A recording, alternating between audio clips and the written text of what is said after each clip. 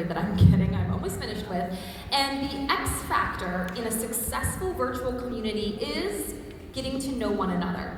Getting to know where people live, if they have kids, where they're from. I mean, it sounds so simple, but when people really feel like they know each other, then they develop that trust, and that's where the magic happens. So think about on social media, we're putting our lives out there, and people know, like, and trust us, and then they join us.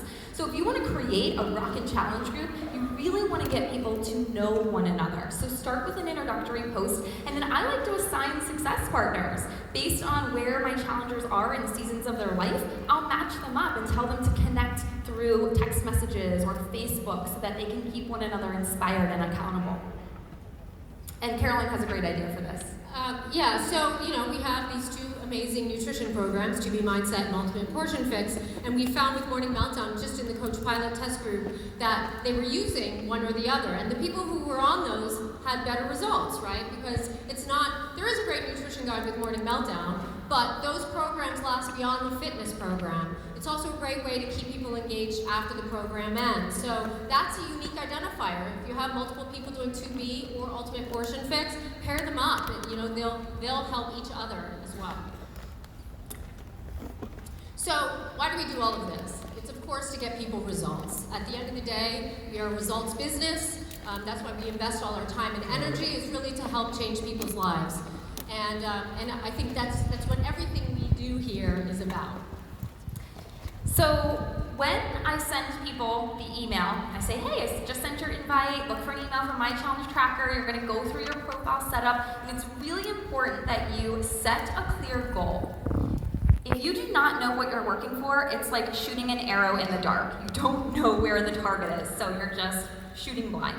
I want to know exactly what you're working for, because when you have a clear vision and a purpose, that is going to be what motivates you, again, back to Melanie's talk this morning, to get up and to push play every day.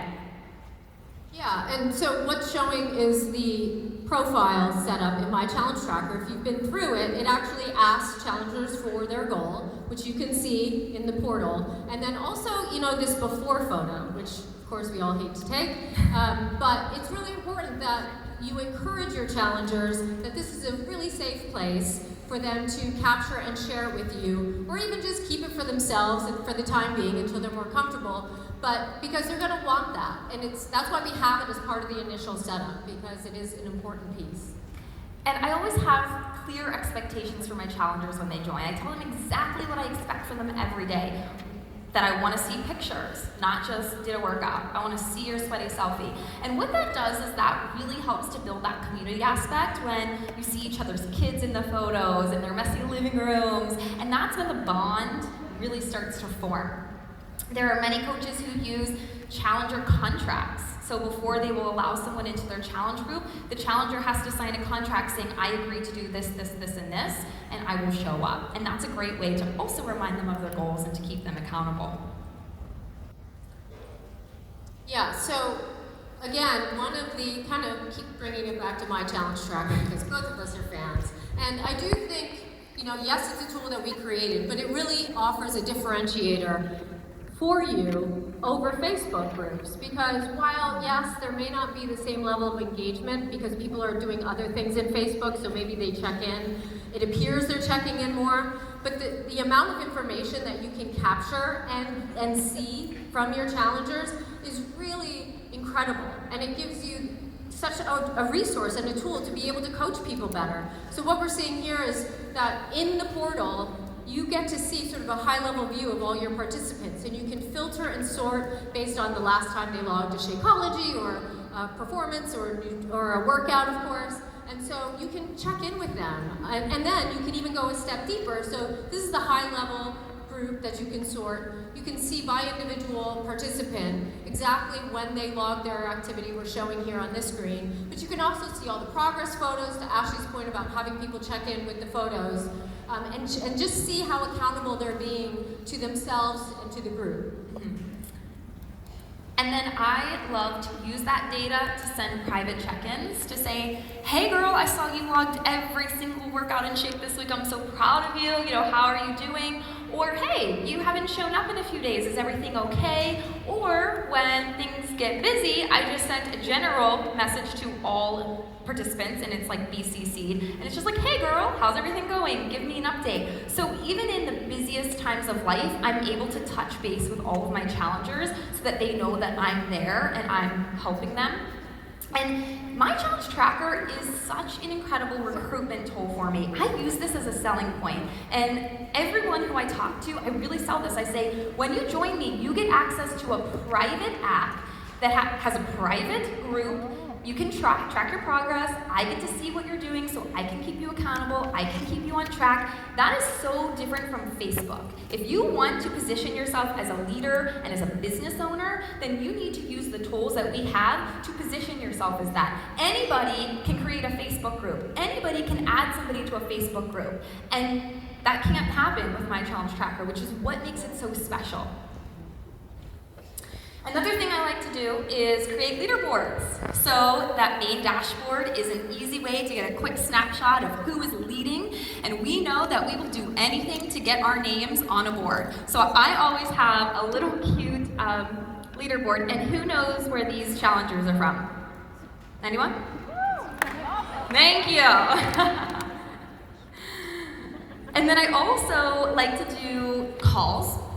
So you can create a free Zoom account and have a 45-minute call. Won't cost you anything. And you can have your challengers hop on. You can help them with meal planning. You can kind of get them to talk about their own goals. You can go and do videos in my challenge tracker. Sometimes when I'm busy, I'll just say, hey guys, what are your questions? I'll hop on later and I'll do a video right in here to answer all of those. When they see you face to face, that really helps to create a bond where they trust you, they know you, and they want to stick with you, right? This is about engaging and retaining challengers. Retention is key in this business, especially for income. So you don't just want to have a revolving door of challengers. You want to get them in and you want to keep them in.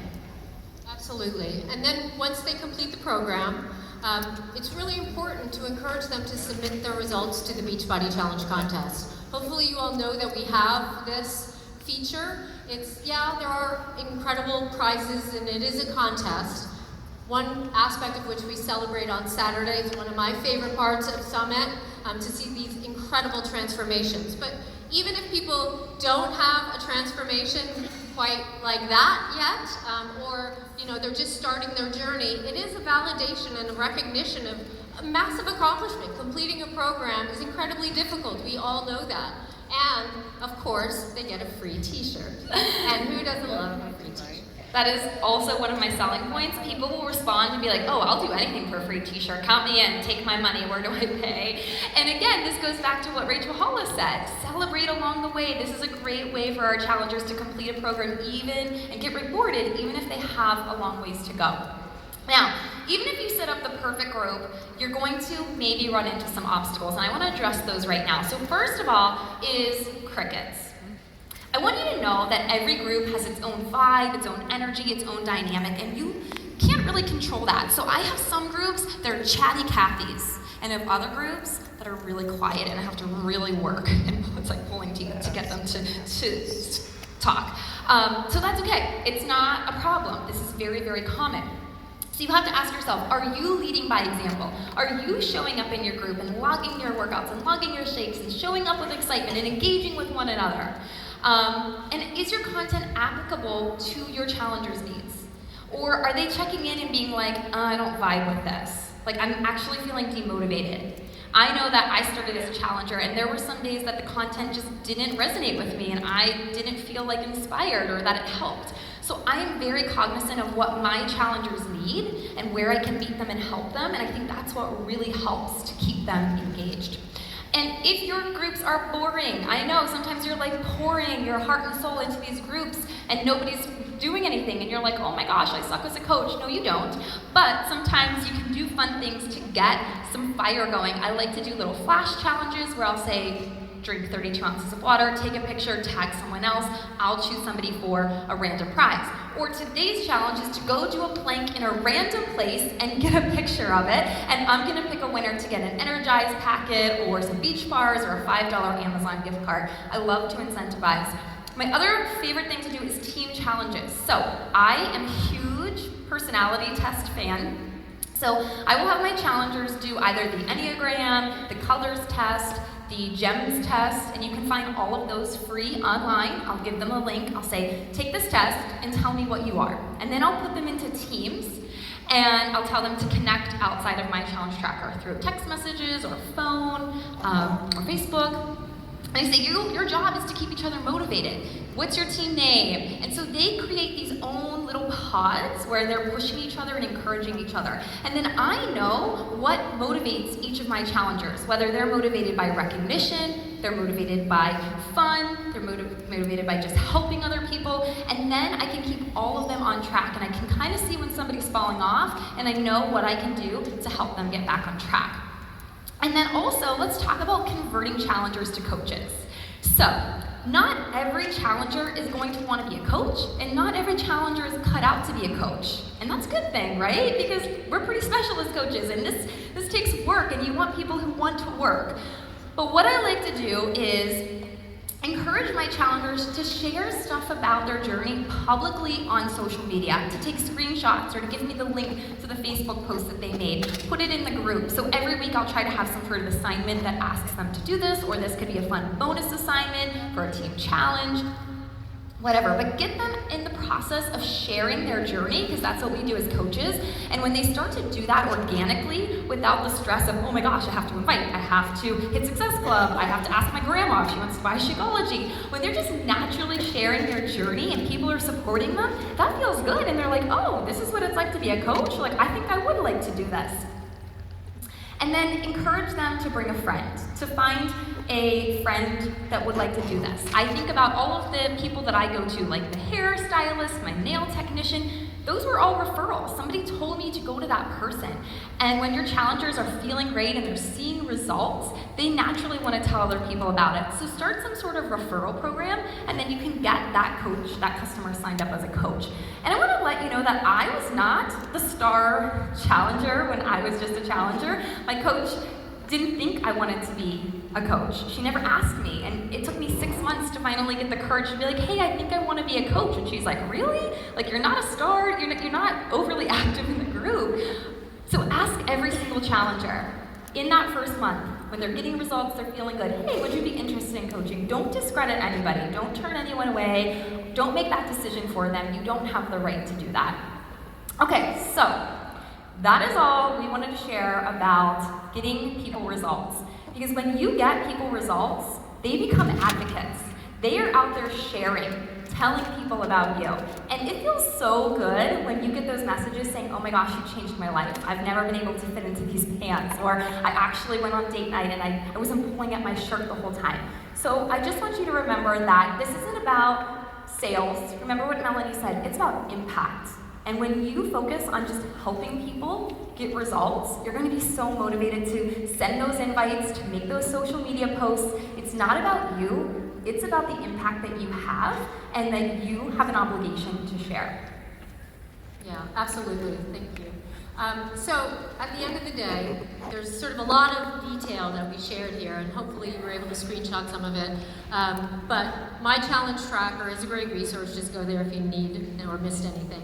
But what we do, it's really about getting people into your challenge group, inviting people, even people you think might not be interested, hopefully using Share a Cart to create a cart specifically for them to address their goals.